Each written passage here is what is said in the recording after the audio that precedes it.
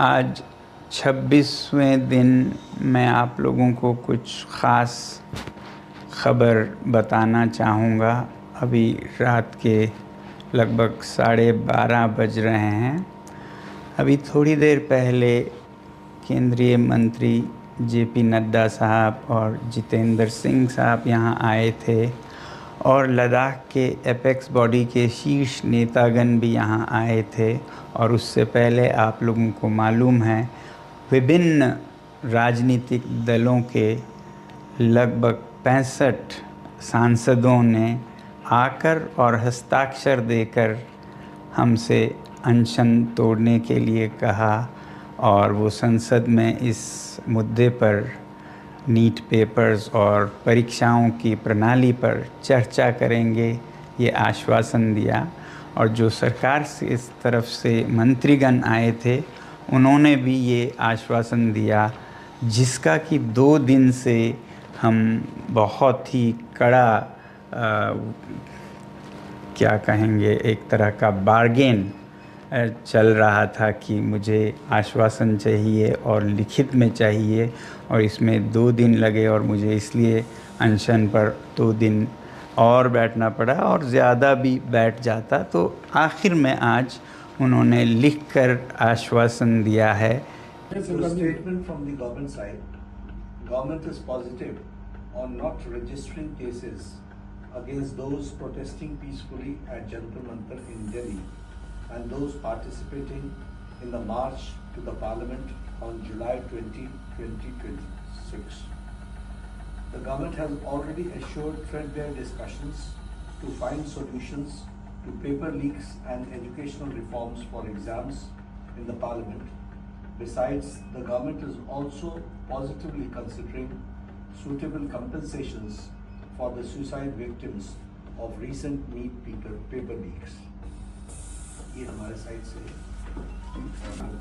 I'm grateful that the government has shown sensitivity towards the children who have been victims, towards the youth who were peacefully protesting on those dates, and that both the ruling party and MPs from the opposition have assured me that threadbare discussions will happen on the floor of the parliament regarding reforms in the examination system like NEET and others, and that we will also be discussing about the accountability of such lapses, and that we'll all make sure that such things never happen. No child, no parent will have to go through what these 20 children and their parents had to go through. I'm happy that you have assured me that, and I'm sure, as the children have been demanding, at the suitable time, I'm no one to dictate, you will take accountability in the ministry with the minister also as a responsibility, and I'm sure you are already considering. And with these assurances, I'm touched and grateful to the government, and I want to appeal to the protesting students to maintain utmost peace. To express their feelings is a legitimate thing, but I do not approve violence of any kind, and allowing any antisocial elements to take advantage of this is not acceptable to me. It should be a genuine demand by genuinely concerned people, in this case youngsters. So with that being fulfilled, I'm grateful and I'll be happy to break my fast.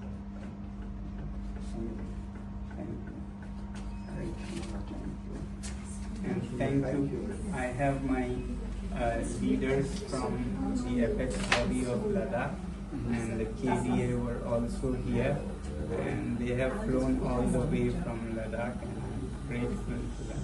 Thank you.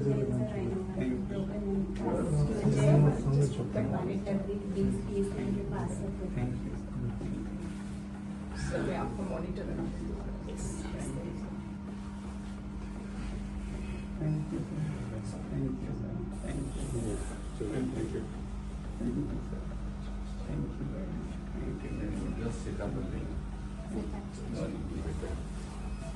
And Gitanjali, you have always been by my side and support, and I don't want to thank you, but express my feelings as well.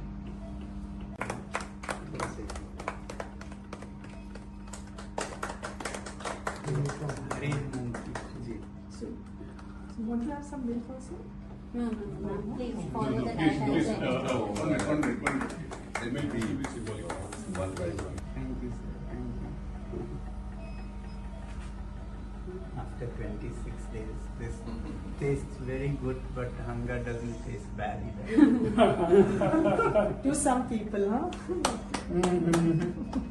My doctors here have been very, very kind and very dedicated. I want to thank the whole hospital, and also at Safdarjung, they were very good, very dedicated. There were issues, but as a hospital, I don't want to give a message that government hospitals are No, any less. doctors are most unpolitical, I've seen.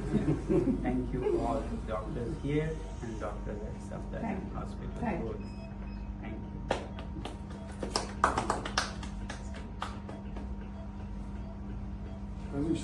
both. Thank you. Alright. Space, huh? Suffocating.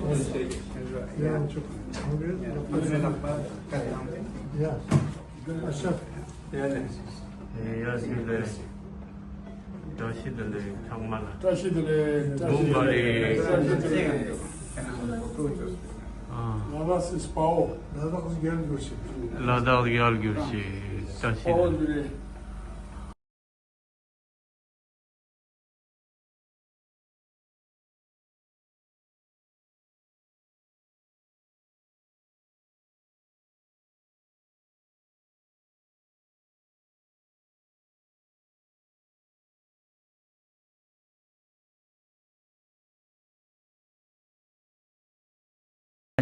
उन्होंने लिखकर आश्वासन दिया है। एक तो ये कि जो हमारे विद्यार्थी और युवा जंतर मंतर पर शांतिपूर्ण आंदोलन कर रहे हैं या जो 20 जुलाई को संसद चलो में भाग ले रहे थे, उन पर कोई कानूनी कार्रवाई FIR इत्यादि नहीं करेंगे। ऐसा बहुत होता है ऐसे आंदोलनों में, तो ये हमने आश्वासन लिया है कि ऐसा कुछ नहीं किया जाएगा।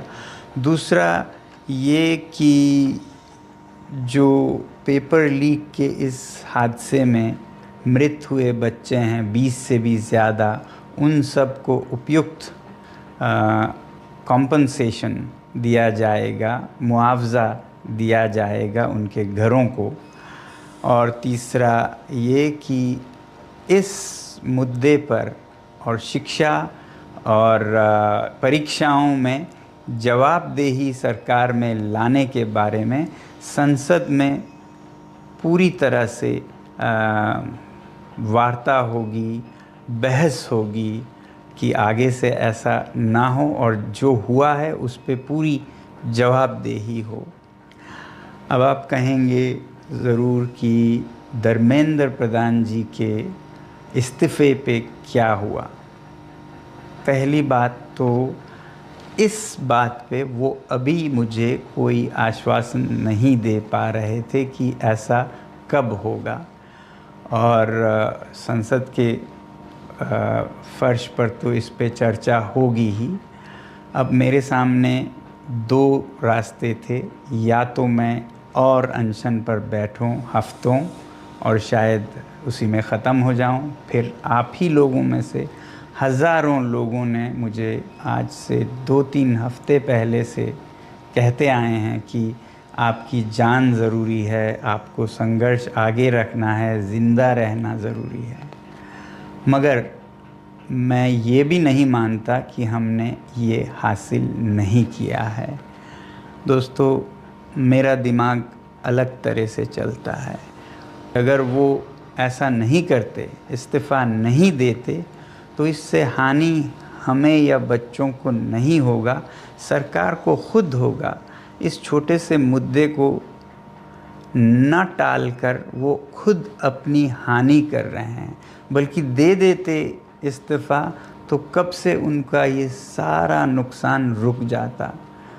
इसलिए मेरे लिए सबसे ज़्यादा ज़रूरी ये बात नहीं थी, इसका तो खुद निपटारा हो जाएगा तमाम तरीक़ों से।